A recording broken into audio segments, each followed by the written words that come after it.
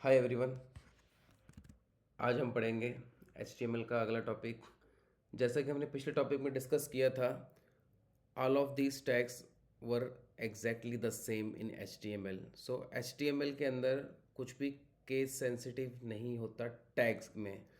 तो अगर आप टैग जो होते हो वो लोअर केस में या अपर केस में लिखोगे तो आपको प्रॉब्लम नहीं होगी। जैसे जावास्क्रिप्ट जो होता है वो स्ट्रिक्ट होता है केस सेंसिटिव होता है, लेकिन टैग्स में ये केस सेंसिटिव नहीं होता है HTML। तो वो लोअर केस में ही उसको जो है प्रिटेंड करेगा, उसको रीड करेगा। The browser treat them as the same tag no matter the letter case. Note, HTML tag are not case sensitive. HTML tags are not case sensitive. Tags are not sensitive, case sensitive, but HTML tags content is case sensitive. तो जो बीच में आप content लिखते हो tags में वो case sensitive होगा। अगर आपने लोअर केस अपर केस में लिखा है कंटेंट तो वो केस सेंसिटिव होता है लेकिन टैग्स केस सेंसिटिव नहीं होता है। ओके, होप अंडरस्टैंड हो गया होगा। ये भी हमने पिछली वीडियो में देखा था कि किसी लाइन को कमेंट करना हो तो किस तरह से करते हैं। ठीक है, किसी लाइन को कमेंट करना हो, ये लाइन है मान लो, ये हमारा ये एरो आ रहा है। ठीक है, ये एक तरीका तो ये था जो हमने डिस्कस किया था, और एक तरीका ये कमांड दबा के और मैं ये कर दिया मैंने तो ये आपका सिंबल हो गया। तो इस सिंबल से आप कमांड प्लस इस सिंबल है आपका, इससे आप जो है इसको कमेंट कर सकते हो शॉर्टकट से। ठीक है, और उसके बाद में ये स्लैश के साथ में आप इसको कर सकते हो। उसके बाद में हमने जो है जो बॉयलर कोड था, इसका बेसिक कोड था HTML का। ठीक है, इनिशियल कोड होता है जो, ये हमने डिस्कस कर लिया था पिछली वीडियो में, पूरा का पूरा रीड कर लिया था कि क्या होता है ये, इसका मतलब क्या होता है, इसका मतलब क्या, सब पढ़ा था हमने क्या मतलब होता है। ठीक है, तो लेकिन हमने ये नहीं पढ़ा था पूरा हमने ये पढ़ा था कि सबसे पहले तो ये होता है एक, और फिर ये HTML होता है, टैग होता है, ओपनिंग टैग होता है और क्लोजिंग टैग होता है। HTML क्लोजिंग ओपनिंग टैग और क्लोजिंग टैग होता है। उसके बाद उसके ये पेरेंट हो गया, ये पेरेंट हो गया, सारे के सारे कोड जितने भी होते हैं सब HTML में कोडिंग जो है इसके बीच में लिखी जाती है। ठीक है, ये डिस्कस किया था हमने और HTML टैग जो पेरेंट टैग होगा ये इसके जो है चाइल्ड हो गए, हेड और बॉडी, सारे कोड इन्हीं में आएंगे। और हेड के अंदर जो है वो कोड आते हैं मोस्टली जो इम्पोर्टेंट होते हैं, लेकिन ये हमारी स्क्रीन पर नहीं दिखते हैं। वेबसाइट पे जो कोड स्क्रीन पर नहीं दिखता है मोस्टली वो कोड आते हैं यहाँ पे, लेकिन वो इंपॉर्टेंस होते हैं। और बॉडी में वो कोड आते हैं जो हमारी साइट पर दिखते हैं हमें। ठीक है, और ये हो गए सिबलिंग्स, क्योंकि ये इसके इक्वल में है तो ये सिबलिंग्स हो गए इसके, ये इसका पेरेंट हो गया HTML। ठीक है, अब हम इस लाइन को देखते हैं, हमने ये डिस्कस नहीं की थी। तो ये हो गया HTML पेरेंट टैग। उसके बाद में ये क्या है, ठीक है, ये क्या है, अब हम इसको देखते हैं। ये in simple word it tells the browser Google and screen reader that the content is written in English. तो कंटेंट जो है हमने वो इंग्लिश में लिखा है, हम इसको बता रहे हैं ब्राउजर को ठीक है, EN मतलब हो गया इंग्लिश में बता रहे हैं। So where it is used, why it is important, help search engine understand the page language. ये पेज को अंडरस्टैंड करने में आसान देता है सर्च इंजन्स को। Search reader help search screen reader read text correctly, helps browser with translation and font. What is the search engine? SEO का मतलब पूरी फुल फॉर्म है search engine optimization, means making a website easy to find on Google and other search engines. तो इसलिए जब हम कोई website बनाते हैं और अगर हम प्रॉपरली हर एक चीज़ डिफाइन करेंगे तो इसको फाइंड करने में गूगल पे बहुत ही ईजी रहेगा, जिससे हमें हमारी वेबसाइट्स को कोई भी फाइंड कर सकता है गूगल पे। In a simple word, when someone search something on Google, SEO helps your website appears higher in result. So आपको समझ आया होगा, SEO helps your website appears higher in the result। ठीक है, तो ये EN जो है इंग्लिश के लिए हो गया, HI हिंदी के लिए, FR फ्रेंच के लिए, स्पेनिश के लिए ES। ठीक है, तो इसका मतलब ये नहीं है कि आपने EN लिख दिया तो ये अगर आप यहाँ पर हिंदी में लिख रहे हो, मान लो माई वेबसाइट आपने हिंदी में लिखा, माई वेबसाइट हिंदी में, और यहाँ EN है तो वो इंग्लिश EN भी में भी वो हिंदी ही कन्वर्ट करेगा। मतलब जो आप यहाँ लिख रहे हो वो वैसा ही करेगा प्रिंट, बस आप ये ब्राउज़र को बता रहे हो। ठीक है, ब्राउज़र को रीड करने के लिए ईजी रहेगा बस। In HTML we say HTML lang EN is the opening HTML tag. तो ये ओपनिंग HTML टैग है विद द लैंग्वेज एट्रीब्यूट। ठीक है तो बहुत से टैग्स आप ऐसे देखोगे जो जो एट्रीब्यूट के साथ होंगे, एट्रीब्यूट तो ये और वो मोस्टली ओपनिंग जो है टैग के साथ होंगे। तो ये ओपनिंग टैग है आपका। और ये एक एट्रीब्यूट है, एट्रीब्यूट के साथ में हमेशा इक्वल टू जो है वैल्यू आएगी, ठीक है। हम आगे पढ़ेंगे इसके लिए related. Simple breakdown, H T M L जो है रूट एलिमेंट है, रूट है और मेन टैग है, रूट टैग है, मेन टैग है, पेरेंट टैग है of the H T M L document. Lang जो एक एट्रीब्यूट है, an attribute provides additional setting और define to an H T M L tag written inside the opening tag. तो ये opening tag में लिखा जाता है। ई एन जो एक एट्रीब्यूट है, वैल्यू है, सॉरी एट्रीब्यूट की वैल्यू है, जो इन ई एन मतलब हो गया इंग्लिश में। तो ये एक एट्रीब्यूट है और इसकी वैल्यू है ये ई एन, इसकी वैल्यू है ये एक टैग हो गया। टैग का एट्रीब्यूट, एट्रीब्यूट की वैल्यू हो गई। Correct sentence, H T M L ये एक टैग एट्रीब्यूट और उसकी value is the opening H T M L tag with the lang attribute set to English. Single और डबल कोट्स दोनों चल जाएंगे इसमें यहाँ पे, ठीक है, कुछ भी चल जाएगा जैसे भी आप देना चाहो। अब एग्जांपल और भी ले लेते हैं, जैसे ए होता है एंकर टैग, एंकर टैग। तो एंकर टैग यूज़ होता है लिंक के लिए। आपने वेबसाइट्स पे देखा होगा मोस्टली कि कुछ ऐसे लिंक होते हैं वहाँ पे, जब हम उस पर क्लिक करते हैं, कुछ टेक्स्ट या बटन होते हैं, जब हम क्लिक करते हैं तो हमें वो दूसरे पेज पे ले जाता है। जैसे कोई वेबसाइट पे हम कॉन्टैक्ट अस, अबाउट अस इन पे क्लिक करते हैं तो वो हमें उनके about us, contact us page पे ले जाता है डिफरेंट पे। कुछ ऐसे भी होते हैं जो हमें किसी थर्ड पार्टी साइट पे ले जाते हैं या अपनी सेम साइट वेबसाइट के दूसरे पेज पे ले जाते हैं। तो उसके लिए एंकर टैग यूज़ होता है। ए मतलब है एंकर टैग, और उसका जो एट्रीब्यूट हो गया वो एच आर ई एफ हो गया। इसकी फुल फॉर्म क्या होती है? हाइपर लिंक रेफरेंस, ठीक है, hyperlink reference U R L. तो H R F hyperlink reference equal to उसकी वैल्यू, ये वैल्यू है, ये पूरा देना पड़ता है। तो हम जो भी उसका यू आर एल होगा, जिस पेज पे हमें इसको डाइवर्ट करना है उसका यू आर एल देंगे, ठीक है। फिर ये एंकर टैग जो है इसका क्लोज करेंगे, और जो भी हमें उस लिंक का नाम देना है, जो भी हम वेबसाइट पे हम देखना चाहते हैं कि लिंक अवेलेबल, जिस पर हम क्लिक करेंगे उसका नाम देना है, वो नाम यहाँ पर आएगा और एंकर टैग क्लोज हो जाएगा, ठीक है। ऐसे ही इमेज में होता है S R C. S R C जो होता है एट्रीब्यूट होता है इमेज का, ये इमेज का है साइन, इमेज का होता है, यहाँ पर हमें इमेज लगा देते हैं। ओके, ये इमेज के लिए हो गया। अब डिस्कस करते हैं कुछ प्रैक्टिकल और theoretical more. Let discuss to on H T M L tags. अब सबसे पहले तो हमने पैराग्राफ डिस्कस किया था। एक होता है tag P is use to write normal text paragraph in H T M L. So example है, जैसे ये एग्जाम्पल है। इसको कॉपी कर लेता हूँ यहाँ से, जल्दी हो जाए। तो इसको बॉडी के अंदर, मैं इसको बॉडी के अंदर, क्योंकि बॉडी हमें वेबसाइट पे शो करना है तो इसलिए हम बॉडी के अंदर कोड लिखेंगे। तो मैंने कोड लिख लिया। जब मैं यहाँ पर राइट साइड में लास्ट में क्लिक करूँगा पोर्ट पे और गो लाइव पे क्लिक करूँगा, गो लाइव बटन पे, तो आप देखोगे मेरी एक वेबसाइट है, ये मैं एक वेबसाइट क्रिएट कर रहा हूँ। और ये किस किस तरह से दिखेगा, तो मुझे आ जाएगा पैराग्राफ, ठीक है। एज अ पैराग्राफ कैसे दिखेगा ये आ जाएगा एक वेबसाइट क्रिएट करने में मुझे। इसका की पॉइंट्स क्या है? Show normal readable text. तो ये नॉर्मल रीडेबल टेक्स्ट है, स्टार्ट हो रहा है नई लाइन से, है स्पेस मार्जिन। इसका क्या मतलब हुआ?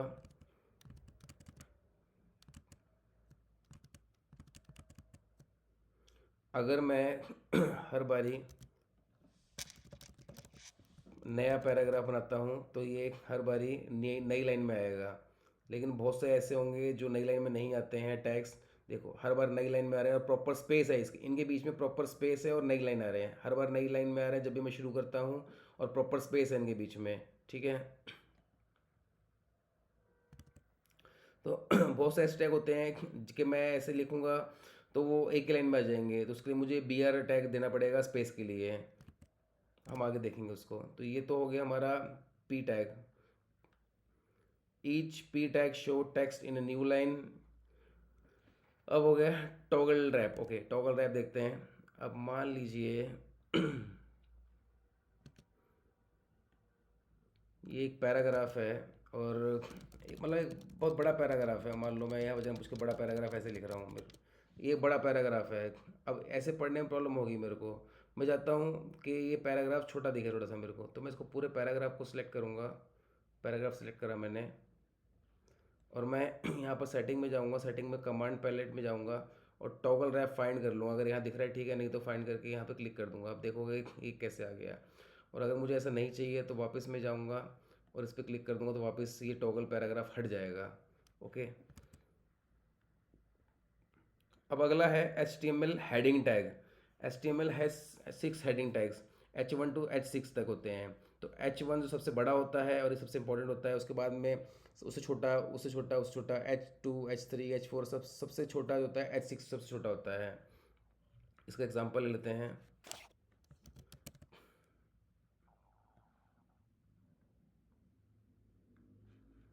अगर मैं इसको यहाँ पे पेस्ट करता हूँ वो और सेव करता हूँ बस सेव करता हूँ, मुझे बार बार क्लिक करने की जरूरत नहीं है, यहाँ पे सेव करता हूँ और मैं अपने वेबसाइट पे जाके देखता हूँ। हाँ, ये आ गया, रिफ्रेश नहीं हुआ था पेज। अब देखोगे आप इसको, तो ये है सबसे बड़ा। ठीक है, H1 सबसे बड़ा है, H2 से छोटा है, H3 से छोटा, H4 सबसे छोटा, H5 उससे भी छोटा, H6 सबसे छोटा होगा। तो जो भी हमें टेक्स्ट की रिक्वायरमेंट होगी हम उसको उसी टैग रेंज में डालेंगे। अगर हमें इस साइज़ का चाहिए तो हम फिर उसको H4 लिखेंगे टैग को, H1 चाहिए सबसे बड़ा साइज़ चाहिए तो H1 लिखेंगे। ये डिपेंड करता है कि हमें साइज़ कौन सा चाहिए अपनी वेबसाइट क्रिएट करने में। जो हम पैराग्राफ, क्योंकि वेबसाइट पे हर जगह पे डिफरेंट डिफरेंट टेक्स्ट का और फॉन्ट साइज़ यूज़ होता है। तो कोई किसी जगह पे हम H1 साइज़ दे सकते हैं, किसी जगह पे H3, किसी जगह पे H6 भी दे सकते हैं साइज़। तो डिपेंड करता है हमारी रिक्वायरमेंट के ऊपर। उसके बाद में आता है HTML एंकर टैग। जैसे हमने अभी डिस्कस किया था कि कुछ क्लिकेबल लिंक होते हैं। लिंक जैसे हमें, अगर हम कॉन्टैक्ट अस पे क्लिक करेंगे तो हमें किसी और जगह पे ले जाएगा, किसी और वेबसाइट पे ले जाएगा। तो इस तरह से हम उसको यूज़ करते हैं एंकर टैग के लिए। A tag is use to create link, clickable text. तो क्लिकेबल टेक्स्ट हो गया। ए जो एट्रीब्यूट हो गया, ए टैग हो गया। ए टैग जो हो गया एंकर टैग उसके बाद में ये आपका हाइपर रेफरेंस हो गया, हाइपर लिंक। यहाँ पर हम हाइपर लिंक देंगे, एट्रीब्यूट है और एट्रीब्यूट की वैल्यू, ये एट्रीब्यूट की वैल्यू हो गई। और ये हो गया नाम जो हमारे को शो होगा गूगल पे। मैं एक बार इसको दिखा देता हूँ आपको। तो अगर मैं इसको यहाँ पर डालता हूँ और उसके बाद में री सर्च, इसको मैं कर देता हूँ सेव करने के बाद में जब मैं साइट पे जाऊँगा तो आप देखोगे यहाँ पे एक लिंक आ गया गो टू गूगल करके। गो टू गूगल, ये रहा go to Google go to Google मैंने नाम दिया था, गो टू गूगल आ गया। जब मैं क्लिक करूँगा इस पर तो ये देखो ये पेज खुल गया गूगल का। ओके,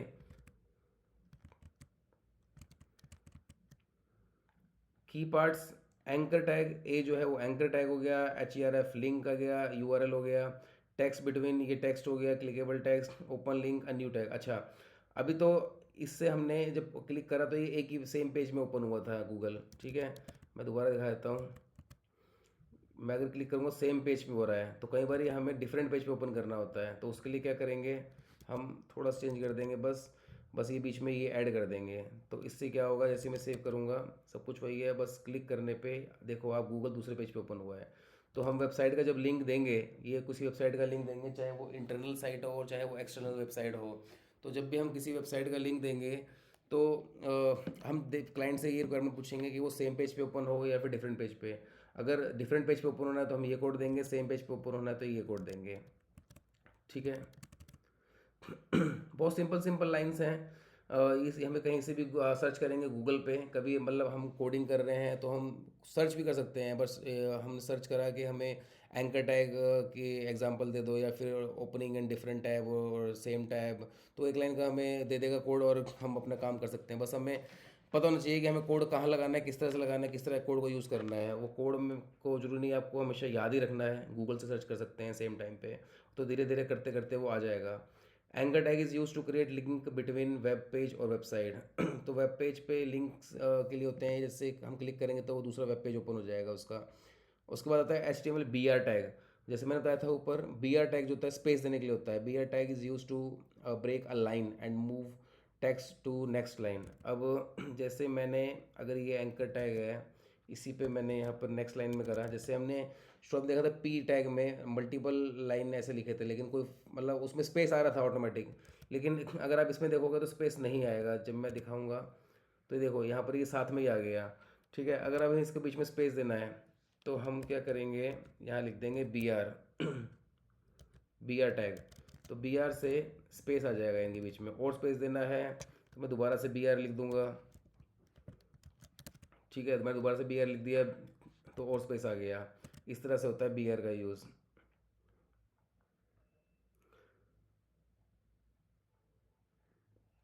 ये आपका सारा BR टैग हो गया ये हमने सारे एग्जांपल ले लिए हैं। अब आता है HTML एंकर।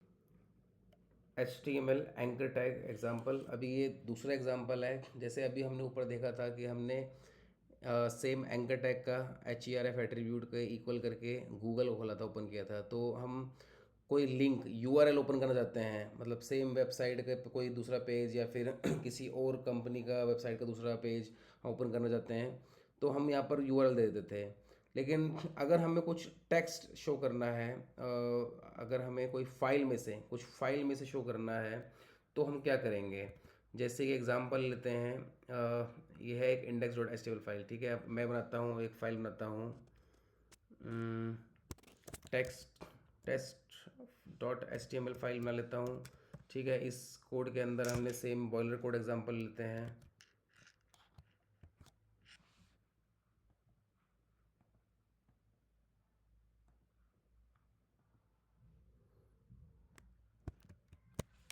ठीक है, ये हमने बॉयलर प्लेट कोड जो हमारा वो ले लिया।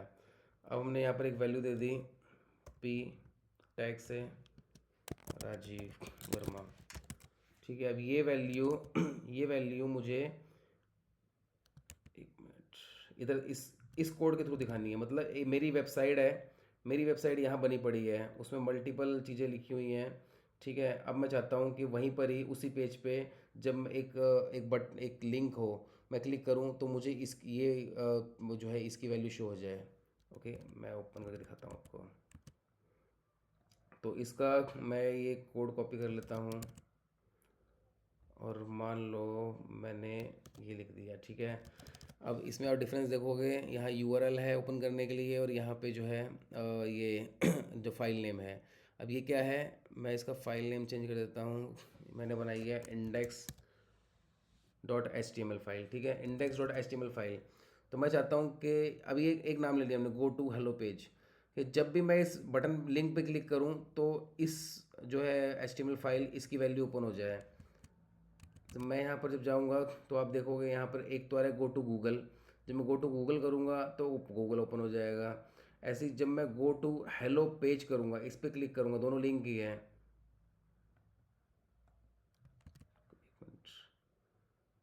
Index dot H T M L.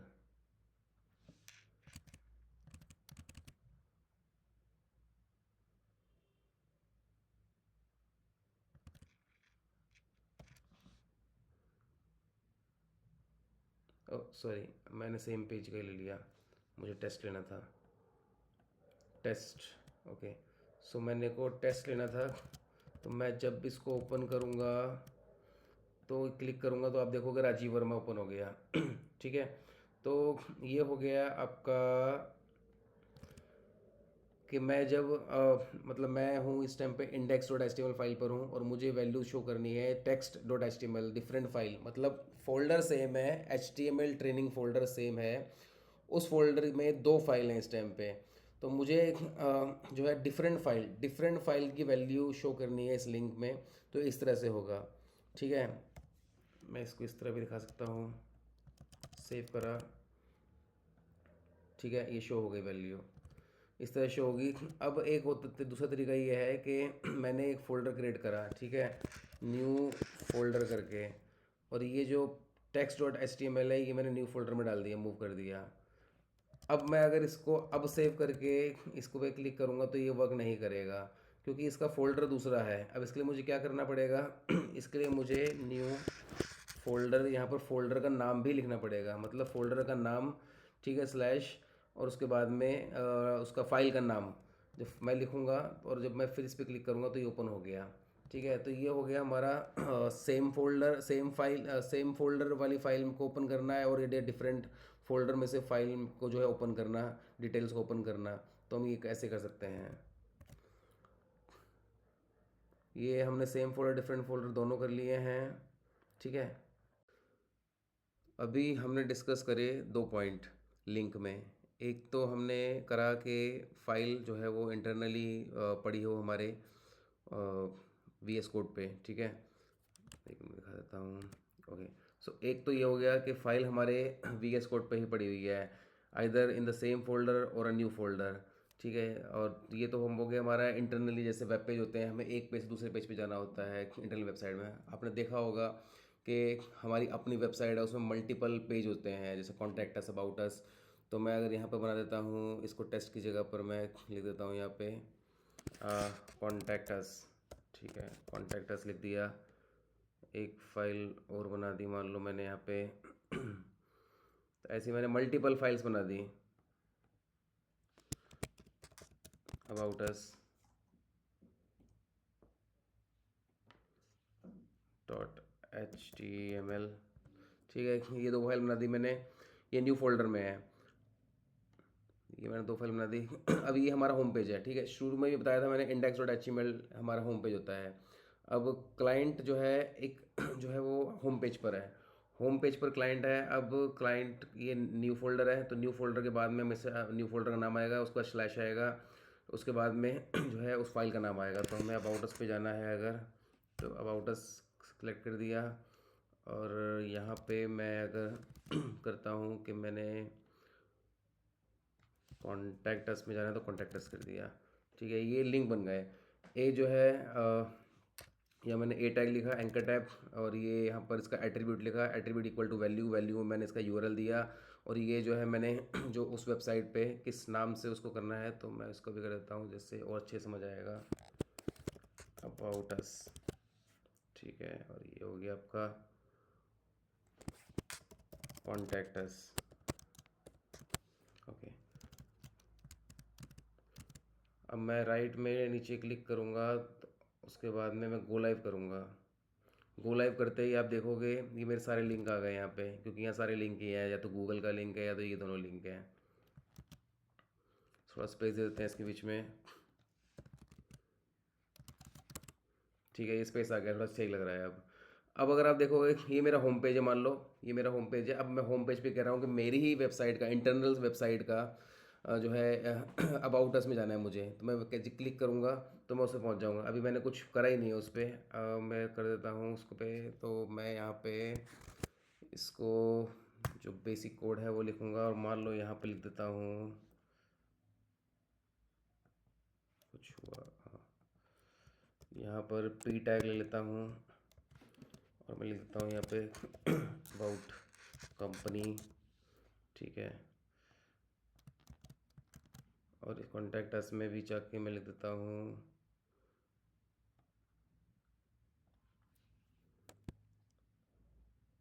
Contact company. ठीक है, तो मान लो ये हमारे दो वेब पेज हैं, हमने मल्टीपल, हमारी वेबसाइट में मल्टीपल पेजेस हैं, उनमें से ये दो हैं वन ऑफ देम। तो एक अबाउट अस का, एक कॉन्टैक्ट अस का। अब मैंने सेव कर दिया। अब मैं जब होम पेज पे हूँ, एज अ कस्टमर मैं होम पेज पे हूँ। ठीक है, अब मैं देखूँगा, यहाँ पे क्लिक करूँगा जब अपने वेबसाइट पे, तो मैं अबाउट अस पे पहुँच गया। जैसे ही मैंने इस अबाउट अस पे क्लिक करा, तो अबाउट अस वाला पेज खुल जाएगा। उस अबाउट अस के पेज पे जो भी कंपनी के बारे में जो भी इन्फॉर्मेशन होगी वो ओपन हो जाएगी। ऐसे ही कॉन्टैक्ट अस पे जब मैं क्लिक करूँगा, तो सारी की सारी कॉन्टैक्ट अस की डिटेल ओपन हो जाएगी। तो ये तो हो गया एक तरह से इंटरनल, कि इंटरनली मैं जो वेब पेज ओपन कर रहा हूँ। और एक ये हो गया, ये इंटरनल एक्सटर्नल दोनों तरीके से हो सकता है। ठीक है, इसको बोलते हैं absolute link, absolute link.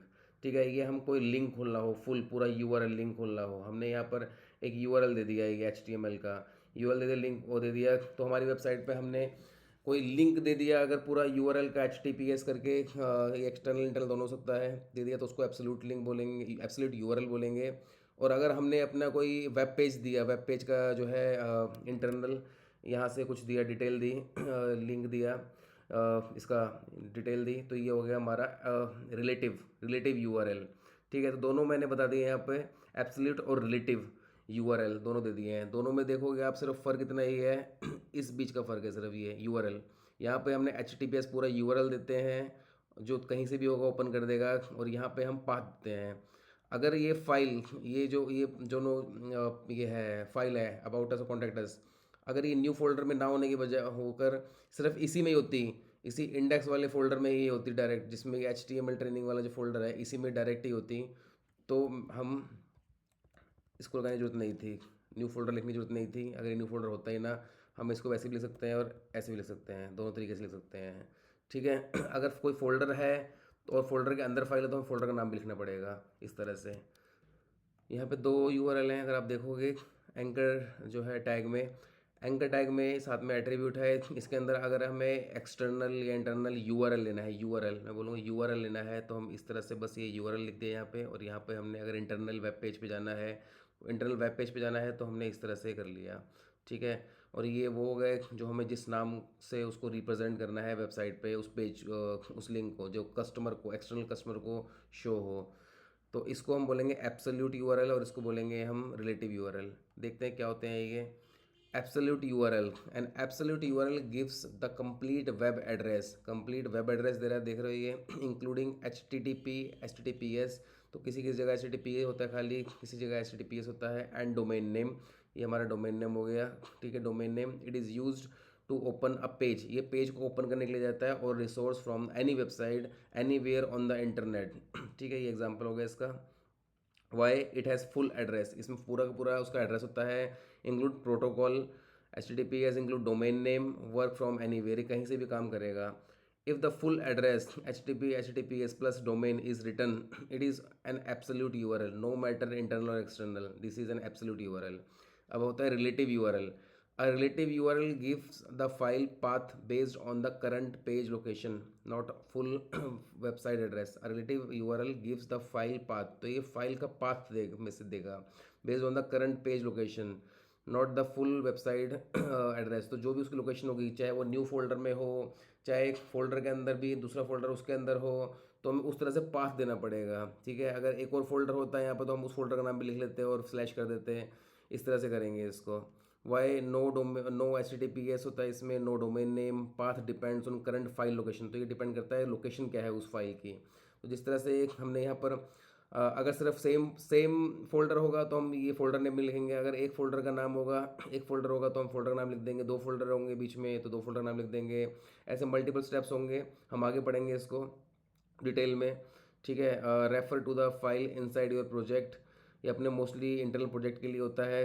This is relative URL, इसको रिलेटिव यूआरएल बोलते हैं। Relative URL is use to open another page or file, another page or file मतलब पेज ओपन कर सकते हैं इससे, another page or file inside the same website project. It does not open another website, it works only with in your own site folder and files. तो आपने अगर अपनी folder और फाइल के अंदर कोई एक्सटर्नल लिंक डाला है तो वो बात अलग है, लेकिन ये मोस्टली आपकी जो फाइल से रिलेटेड है, जो भी वी एस कोड में फाइल है आपकी, इसके अंदर जो भी डिटेल होगी, इन पेज के अंदर जो भी डिटेल होगी और जिसका भी हमने फाइल पार्ट डाला होगा, ये वही ओपन करके देगा आपको, ठीक है। एग्जाम्पल यही हो गया जो हमने अभी डिस्कस करा। ओपन अबाउट अस हमने ओपन करा from the same website. absolute URL open a page using the full address, can open your own website page, can open other website। absolute URL open a page, page open करता है using the full address, पूरा address चाहिए उसके लिए। Can open your own website page और can open other website page, तो हमें तो बस यूआरएल चाहिए पूरा, आप अपने वेबसाइट का दो या किसी और वेबसाइट का दो, तो उसको एब्सोल्यूट यूआरएल बोलेंगे। और relative URL open page inside the same website project only, ठीक है। होप आप लोगों को समझ आया होगा। Thank you everyone. अब आता है बिग टैग, बिग टैग और small tag. Big tag almost ये HTML5 से ख़त्म हो रहा है, तो इसको रिकमेंड नहीं करते हैं। इसकी जगह बिग के लिए CSS सेलेक्टर यूज़ कर रहता है फॉन्ट साइज़ बिग करने के लिए। वैसे होता क्या है, big make the text slightly bigger than normal size, it's depreciated in the HTML5, so not recommended for modern website, instead use CSS selector। this is big text in the paragraph slightly larger than normal text, okay। सो इसको फिर भी हम try कर लेते हैं।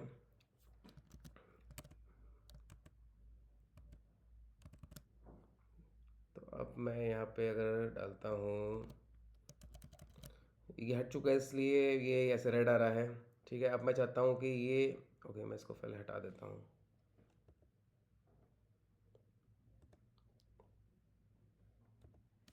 तो अब ये किस तरह आएगा, लेट मी शो।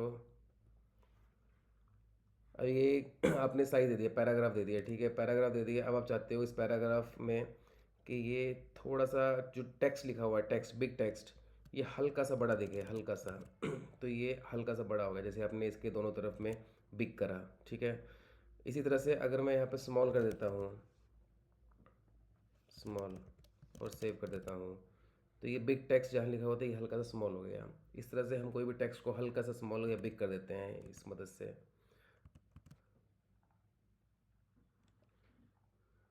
एक बेसिकली क्या होता है, create an horizontal line to separate content. तो हमने कोई, आपने देखो वेबसाइट्स पे कुछ हम जब भी कोई कंटेंट लिखते हैं, कोई लाइन लिखते हैं या इमेज डालते हैं, उसके बीच में हमें लाइन डालनी होती है, एक हॉरिजॉन्टल लाइन डिफरेंशिएट करने के लिए सेक्शंस को। तो हम एच आर टैग का यूज़ करते हैं।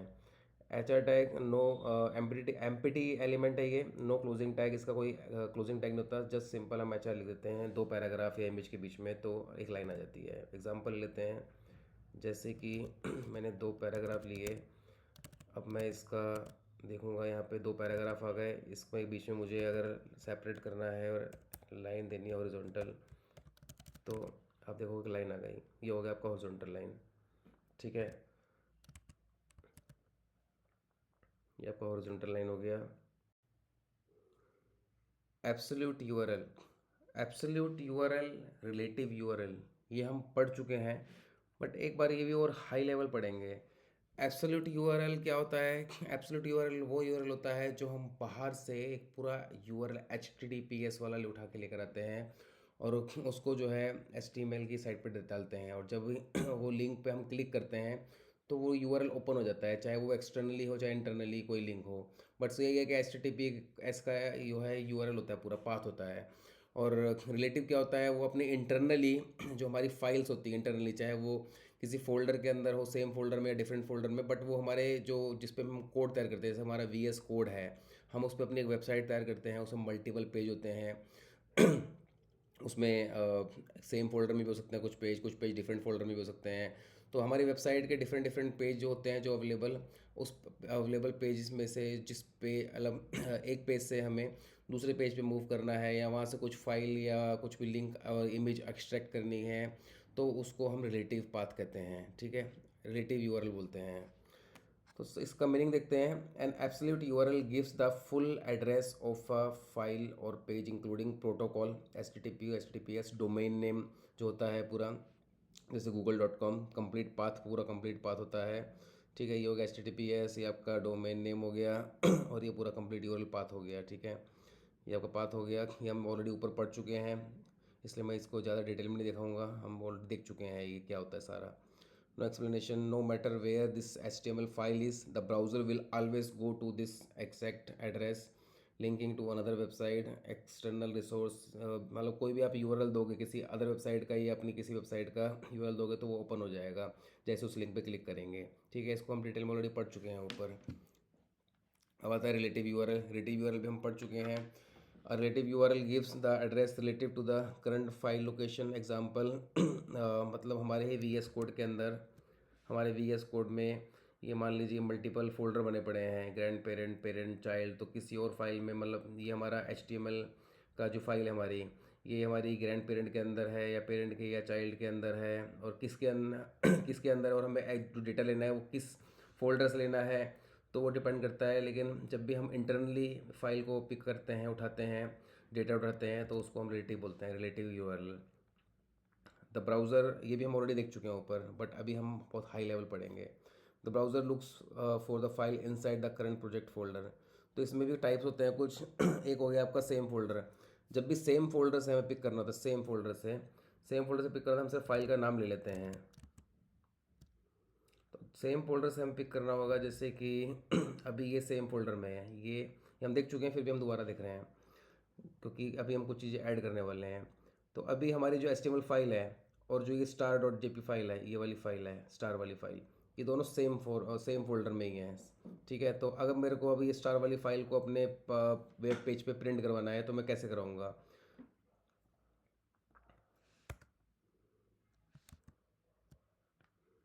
मैं इसका छोटा सा कोड ले लेता हूँ।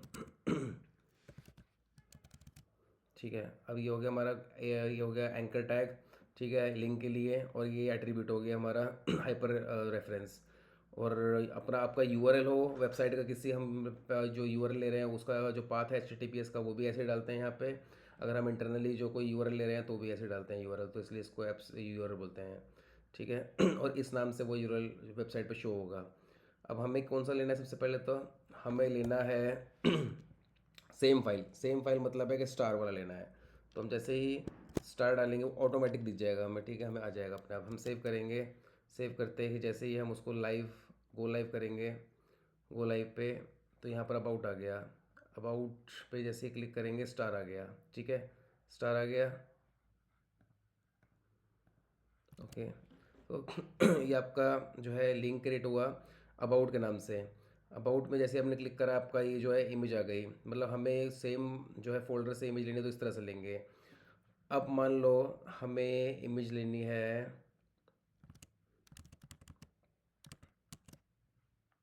इनसाइड अ सब फोल्डर। ओके, इनसाइड अ सब फोल्डर। अब हमें मान लो सब फोल्डर के अंदर से लेनी है, तो ये इमेज हमने सेम फोल्डर से ली। अब हम ले लेते हैं मान लो पेरेंट, ठीक है। अब हम ये सबसे ग्रैंड पेरेंट के ऊपर से लेते हैं, ग्रैंड पेरेंट से। तो ग्रैंड पेरेंट सबसे पहले है, क्योंकि ये बाहर है ये सबसे बाहर है, ग्रैंड पेरेंट पेरेंट चाइल्ड सबसे बाहर है। यहाँ पर मल्टीपल फोल्डर बने हुए हैं। एक ये सबसे पहले तो ये एस्टीमल ट्रेनिंग के अंदर ये इंडेक्स और स्टार है। उसके बाद में एस्टीमल ट्रेनिंग के अंदर ये ग्रैंड पेरेंट बना हुआ है फोल्डर, उसके फोल्डर के अंदर एक पेरेंट फोल्डर, उस पर उस फोल्डर के अंदर एक चाइल्ड फोल्डर है, ठीक है। तो हमने पहले तो ये देख लिया कि भाई इसके अंदर ये दो फाइल हैं और ये फोल्डर है ग्रैंड पेरेंट, तो हमने इसमें से सेम सेम फोल्डर के अंदर फाइल है तो हमने ले ली। लेकिन अब हम बोल रहे हैं कि ग्रैंड पेरेंट के अंदर कोई फाइल है, हमें वो चाहिए, वो कैसे लेंगे। तो जैसे हम ग्रैंड जी लिखेंगे ग्रैंड, तो यहाँ पर लिखते ही उसके अंदर जितने भी फाइल होंगी वो हमें शो कर रही है, और हम उस फाइल को जो है ले लेंगे कार इमेज। तो उसके अंदर सिर्फ एक ही इमेज है, कार इमेज। अगर मैं इसको जो है एक्सपेंड करता हूँ तो सिर्फ मुझे कार इमेज आएगी, लेकिन पेरेंट को करता हूँ तो देखो, तो मुझे आ रही है फ्लावर की इमेज, चाइल्ड को करता है मून की इमेज आती है। तो हर एक के अंदर एक एक इमेज डाली हुई है सीखने के लिए। तो यहाँ पर मैंने ग्रैंड पेरेंट करा, उस मतलब फ़ोल्डर का नाम लिखा, फ़ोल्डर का नाम लिख के स्लैश लगा के इमेज का नाम लिखा, जो भी इमेज चाहिए उसका नाम लिखोगे तो वो आ जाएगा हमारे पास में। और यहाँ पर हम अगर क्लिक करेंगे तो ये देखो इमेज आ गई ये वाली।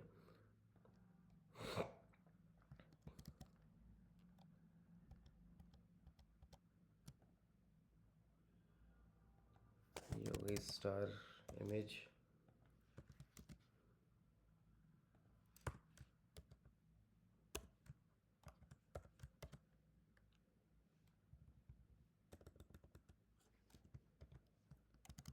ये हो गई आपकी कार इमेज, ठीक है।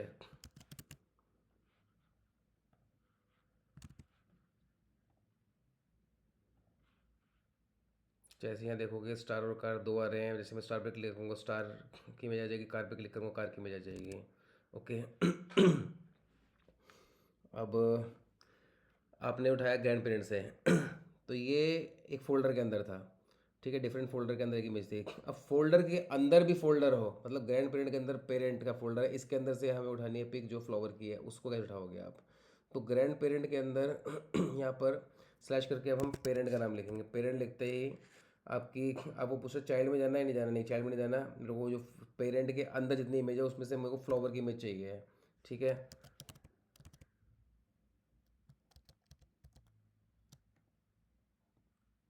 इसके दूसरा ले लेते हैं, ग्रैंड पेरेंट, पेरेंट के अंदर हमें चाहिए फ्लावर की इमेज, इसके लिए कर देते हैं हम फ्लावर। तो यहाँ फ्लावर का भी आ गया, जैसे फ्लावर पे क्लिक करेंगे तो फ्लावर भी आ जाएगा, इस तरीके से करेंगे। और ऐसे ही अगर हमें चाइल्ड में चाहिए हो, चाइल्ड का कोई, तो पेरेंट के बाद में यहाँ पे हम लिखेंगे चाइल्ड, और चाइल्ड के अंदर मून की फ़ोटो चाहिए। मतलब चाइल्ड के अंदर अगर 10-15 फोटो हैं तो शो कर देगा या फिर आप नाम लिखेंगे, अगर शो भी नहीं कर रहा तो अगर आप नाम लिखेंगे, मतलब इस तरह से ये फॉर्मेट है। आप ये फॉर्मेट देख लो, अगर आप सजेशन शो नहीं कर रहा तो भी मतलब हमें सबसे पहले जो भी बाहर फोल्डर होगा ग्रैंड पेरेंट, अगर उसका सिंपल चाहिए तो सिर्फ उसका नाम लिखेंगे, स्लैश लिखते ही उसके अंदर जितनी भी इमेज है उस इमेज का नाम लिख दो जो आपको चाहिए। उस ग्रैंड पेरेंट के अंदर कोई इमेज है तो पहले ग्रैंड पेरेंट की फोल्डर का नाम आएगा, फिर इसका फोल्डर का नाम आएगा उसके बाद में फिर जो है उसके अंदर जितनी इमेज है उसमें से इमेज का नाम लिख दो। इस तरह से ग्रैंड पेरेंट का folder name, parent folder name, child folder name, फिर चाइल्ड फोल्डर नेम के अंदर मून इमेज है, हमें ये चाहिए, ठीक है। तो ये मैंने मून लिख दिया।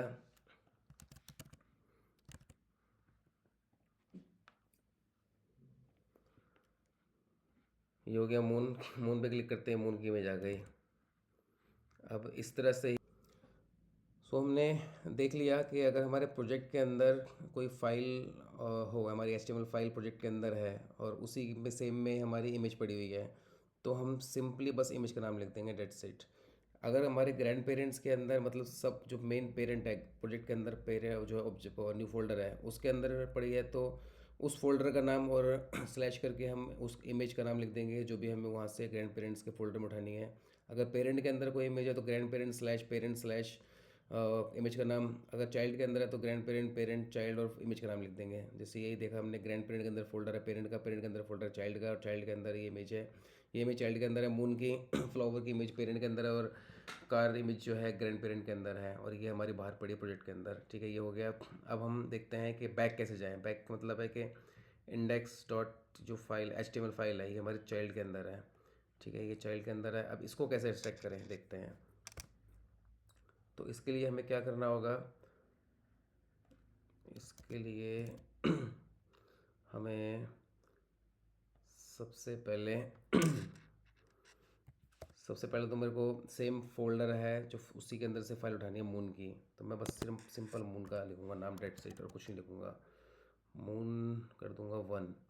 उसके बाद में मुझे अगर फाइल उठानी है पेरेंट ऑब्जेक्ट से फ्लावर की, तो मैं क्या करूँगा, फ्लावर 1 कर दूँगा यहाँ पे कि फ्लावर यहाँ पर है। उसके बाद में सबसे पहले मैं दूँगा डबल डॉट स्लैश। ठीक है, और ये ऑटोमेटिक आ गया फ्लावर। ठीक है, फ्लावर की इमेज लूँगा मैं। और इसी तरह से अगर मुझे इमेज उठानी है कार की आपके ग्रैंड पेरेंट्स से, तो मैं लिखूँगा कार का नाम 1, और यहाँ पे डबल डॉट के साथ में एक और डबल डॉट लगा के स्लैश लगा दूँगा, और यहाँ से इमेज उठा लूँगा कार की। ठीक है, ये हो गया। अब सर देखते हैं इसका रिज़ल्ट क्या आया है।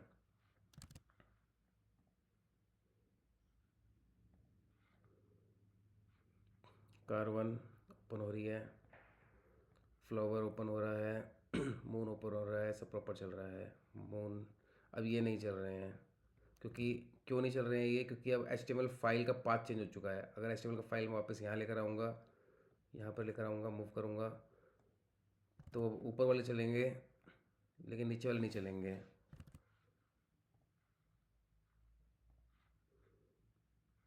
अब ये ऊपर वाले चलेंगे और नीचे नहीं चलेंगे, क्योंकि पाथ चेंज हो गया फाइल का। It depends on path.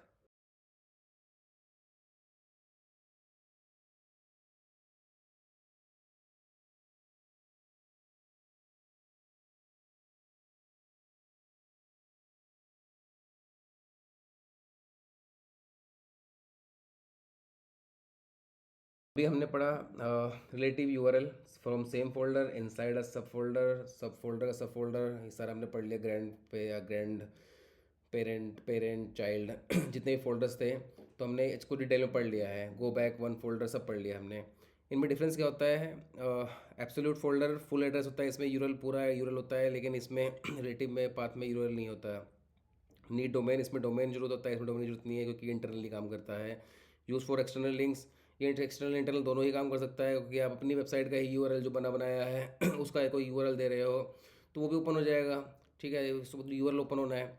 इसमें इंटरनल प्रोजेक्ट्स लिंक्स जो है वो काम करते हैं, क्योंकि वो लिंक होते हैं आपस में। एग्जाम्पल इसका है कि इस तरह से जो आपका यूआरएल होता है, और पेज जो है पेज डॉट एच फाइल होती है, पेज डॉट एच करके हम सेव करते हैं। ठीक है, easy to remember. Absolute URL Google map full address, और relative URL direction from your current location. अब हमने जो यहाँ पे पढ़ा था, ये सारा सारा एंकर टैग से पढ़ा था। मतलब आपका लिंक आ जाएगा, और जब भी आप उस लिंक पे क्लिक करोगे तो वो इमेज ओपन हो जाएगी। यहाँ पर मैं एग्जांपल दे रहा हूँ, दिया है मैंने, जैसे कि आप डायरेक्ट इमेज ओपन करना चाहते हो, डायरेक्ट इमेज, तो ये इमेज के थ्रू जो है सारा का सारा एग्जांपल दिया हुआ है मैंने। ये एक जो है बैक जाने के लिए, ये 2 बैक जाने के लिए, जैसे ये पेरेंट के जाने के लिए, ग्रैंड पेरेंट में जाने के लिए है, इमेज ओपन करने के लिए।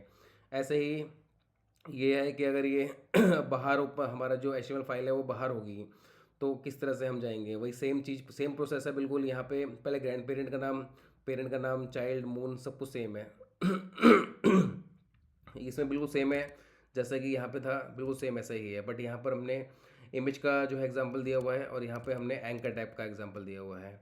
दोनों सिमिलर ही है। तो होप आप लोगों को ये बहुत अच्छे समझ आया होगा, बहुत इंपॉर्टेंट टॉपिक है। Thank you everyone.